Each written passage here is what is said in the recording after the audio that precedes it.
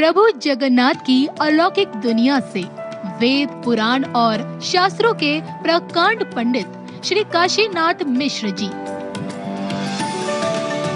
इंसानी रूप में महाप्रभु के इकलौते ऐसे परम भक्त हैं जिनका संपूर्ण जीवन भारतीय संस्कृति और आध्यात्मिकता को एक नई दिशा देने के लिए समर्पित रहा। आज भी इस जगत को इस सत्य से अवगत करा रहे हैं कि ईश्वर सत्य है, आत्मा सत्य है, मोक्ष सत्य है और इसी सत्य के मार्ग को दिखाने वाला धर्म सनातन अनादिकाल से चली आ रही एक ऐसी अविरल परंपरा है जिसका अनुसरण करके ही आने वाले संकट से स्वयं को बचाया जा सकता है। वेदों का सार श्रीमद् भागवत गीता हो या फिर सतयुग से कलयुग तक की भविष्यवाणियों का अमूल्य संग्रह भविष्य मालिका पुराण, वर्षों का अध्ययन और महाप्रभु की दैवी कृपा से मिली दैवीय शक्ति से परिपूर्ण पंडित श्री काशीनाथ महाराज आम जनमानस के अंधकारमय जीवन को सत्यता का प्रकाश दिखाने पहली दफा आ रहे हैं अपने सुविचारों के साथ आपके संस्कार चैनल पर। जय जगन्नाथ।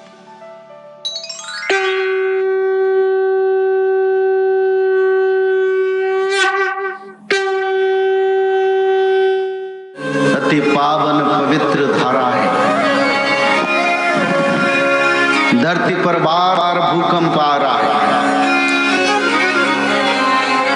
क्योंकि जिस समय दिल्ली में भागवत कथा भविष्य पुराण का प्रचार हो रहा है उसी समय ये संकेत मानव के लिए शिक्षणीय है, यानी सीखना जरूरी है ताकि ऐसे समय आने वाला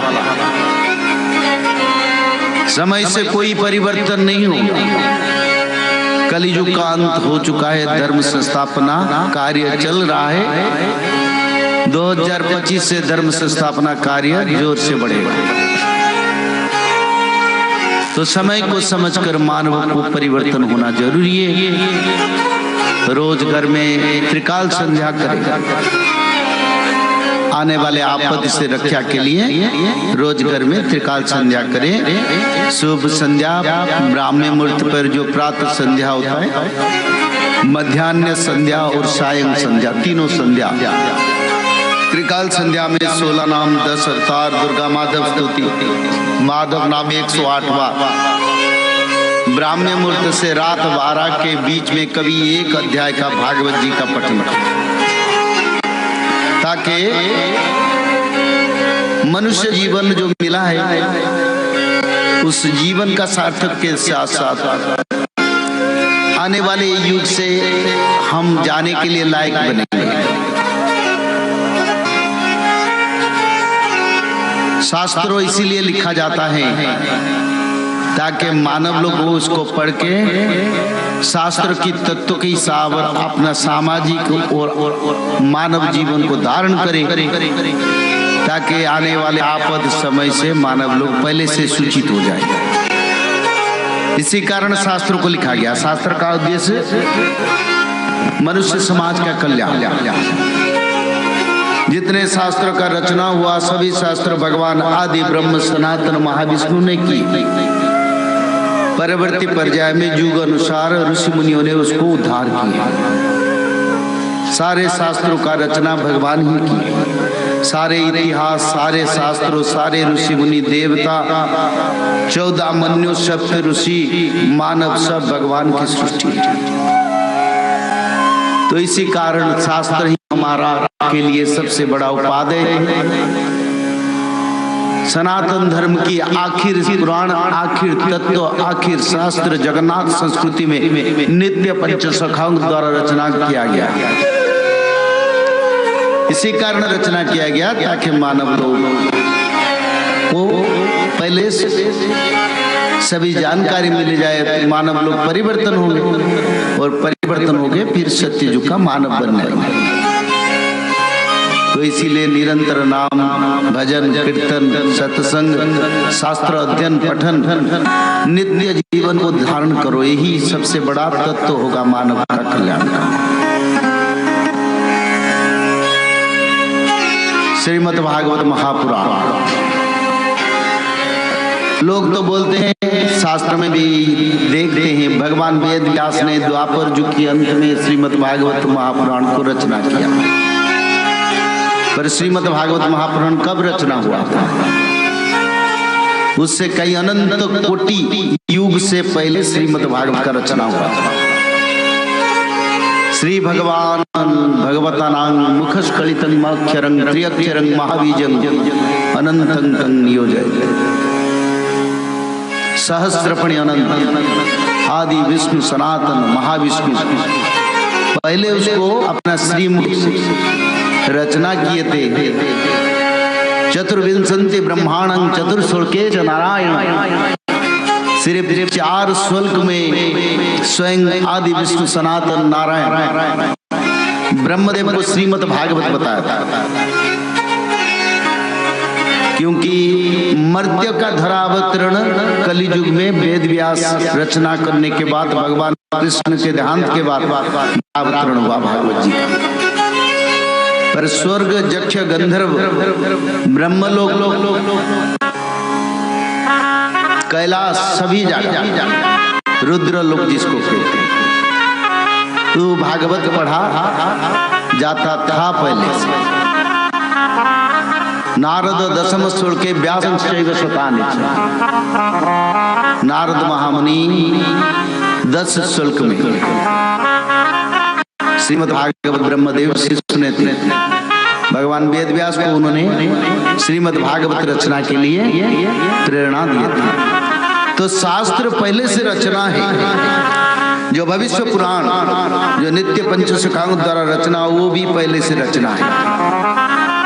इसमें महापुरुष अच्युतानंद, जसवंत दास, जगन्नाथ दास, बलराम दास, ईश्वरंत महाराज ने ये बार बार उन्होंने स्पष्ट रूप से वर्णन किए हैं। ये पहले से रचना है, बस भगवान के निर्देश पर उसका पुनर्वलोकन कर रहे हैं ताकि मानव का कल्याण हो जाए। श्रीमद् भागवत महापुराण के 10वें स्कंद भगवान श्री कृष्ण के जन्म के बारे में आज की कथा में विचार करेंगे। भगवान क्यों आते हैं, कारण क्या है? भगवान को आनंद लगता है, सुख लगता है? जैसे मानव बोलते हैं मेरे को फिर एक बार मानव जन्म मिले, ताकि मानव लोग माया में हैं। एक बार माया छूटता नहीं, बोले और परिवार परिजनों के साथ मिले, फिर एक बार जन्म हो जाए, प्रभु हमको फिर मानव जन्म दो। तो प्रभु निराकार विष्णु क्यों धरती पर आते हैं, कारण क्या है? देवंक व्याकुले मुरारी अंशे मनुष्य देह धरे।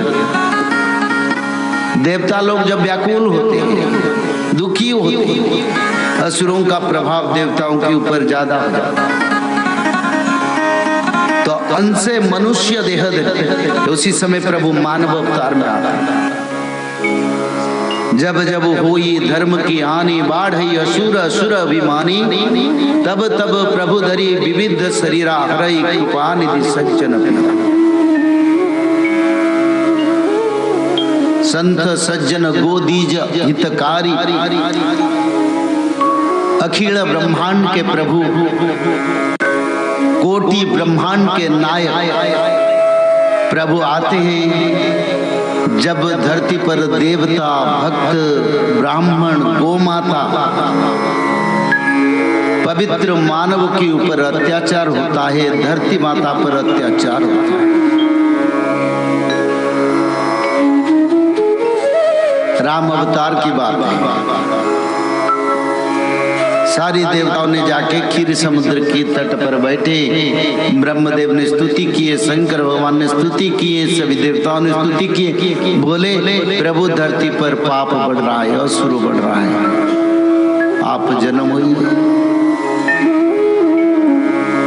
क्योंकि देवता लोग सारे कर्म करते, जब आपद आता है ना तो प्रभु के पास चल जाते हैं।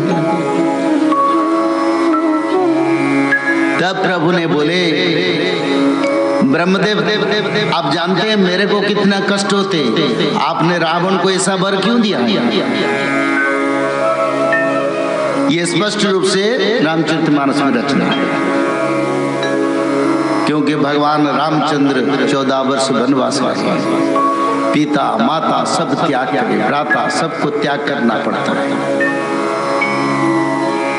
माता सीता कितने दुख मिला। तो प्रभु ने बोले ब्रह्मदेव को, प्रभु तुमने जब वरदान दिया ब्रह्मदेव, तब सोच के वरदान दो ना, इससे वरदान क्यों देते हो? और आप लोग वरदान देते हैं, मेरे को कष्ट होता है। भगवान न जाने कितना दुख, क्योंकि आप ये सोचते हैं वो परम ब्रह्म है, सच्चिदानंद है, निराकार है, पर जब मानव शरीर में आते हैं तब उनको भी कष्ट लगता है। इतना आसान से नहीं होता है, क्योंकि प्रभु के लिए अलग नियम, हमारी के लिए अलग नियम नहीं है।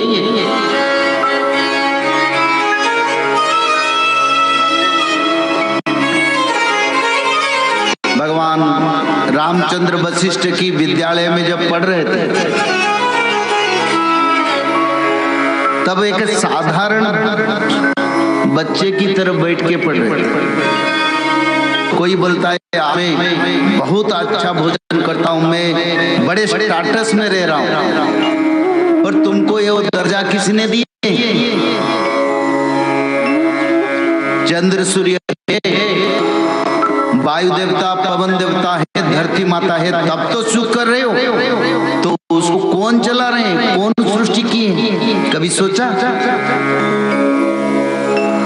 ये मेरे प्रभु ने ये सब सृष्टि की है, क्योंकि मनुष्य अज्ञानी है, और अज्ञान के कारण मानव लोगों को बार बार जीव चक्र से, बंधन से भ्रमण करना पड़ता है। ये संसार एक अस्वस्थ वृक्ष है, जिसका जड़े ऊपर है, डालियां नीचे है, और मनुष्य लोग एक डालिया से दूसरे से तीसरे डालियां को ऐसे चलते चलते कई 84 लाख जन्म ले लेते हैं। कभी पशु जन्म, कभी चींटी जन्म, कभी छोटे वायरस जन्म, कभी कीड़े जन्म।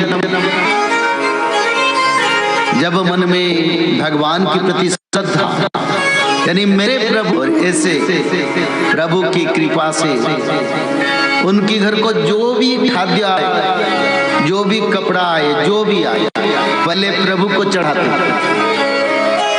पानी पीने से पहले भी प्रभु को समर्पण करते हैं। दृढ़ भक्ति उनका देखा, बहुत आनंद लगा। मेरे घर में मेरे परम पिता है, उनका विश्वास है,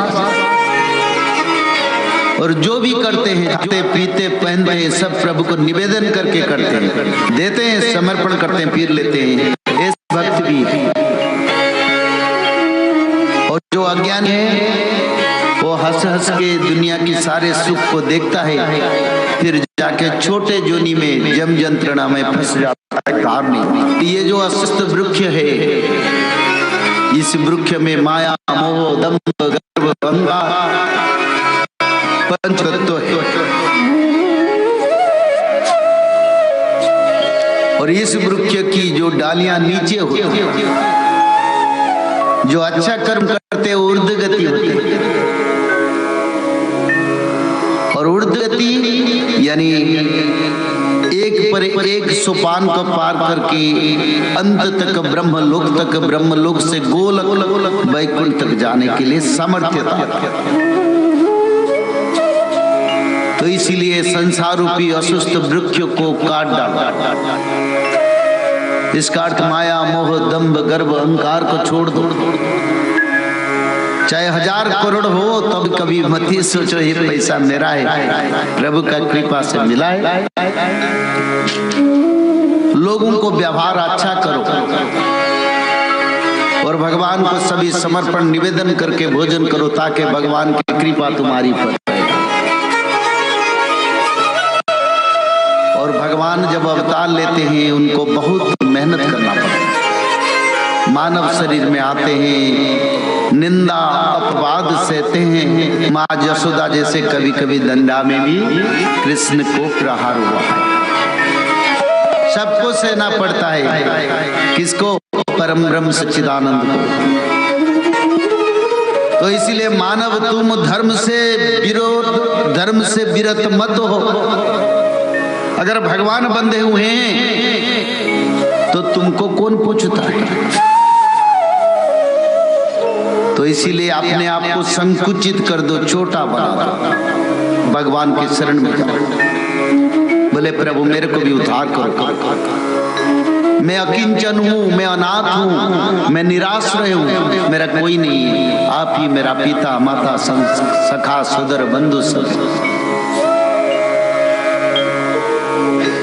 ऐसे द्वापर युग में असुरों का बड़ा पाप बढ़ गया। कंस जैसे बड़ा प्रतापी असुर स्वर्ग लोक तक अधिग्रहण कर लिया। दंतवक्र, शिशुपाल और कई असुर सारा संसार को दुखदायक बन गए। असुरों का पाप से धरती पर कंपन आया। आज धरती पर भूकंप क्यों होता है? खुशी से होता है, आनंद में। अरे वैज्ञानिक लोग बोलते हैं धरती का इम्बैलेंसिंग होता है कंस्ट्रक्शन। पहले से तो कितना हजारे पहाड़ियां हैं, उसकी वजह में इम्बैलेंस नहीं हुआ। छोटे छोटे कंस्ट्रक्शन की वजह से इम्बैलेंस होता है। क्योंकि विज्ञान तत्व जो है वो तत्व संसार की भगवान का उत्पत्ति को विश्लेषण करके वो जानते हैं।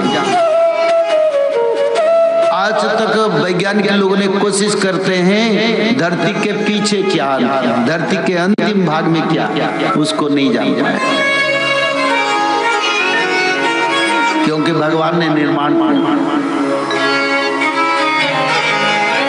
जो सनातन ज्ञान, उस ज्ञान से जो अनुशीलन करके जो तत्व आता है उसको विज्ञान कहते हैं। यानी ज्ञान से उत्पत्ति होने वाले छोटे छोटे तत्व। धरती जैसा सृष्टि करने के लिए वैज्ञानिक के पास तत्व नहीं है। सूर्य चंद्र वायु जैसे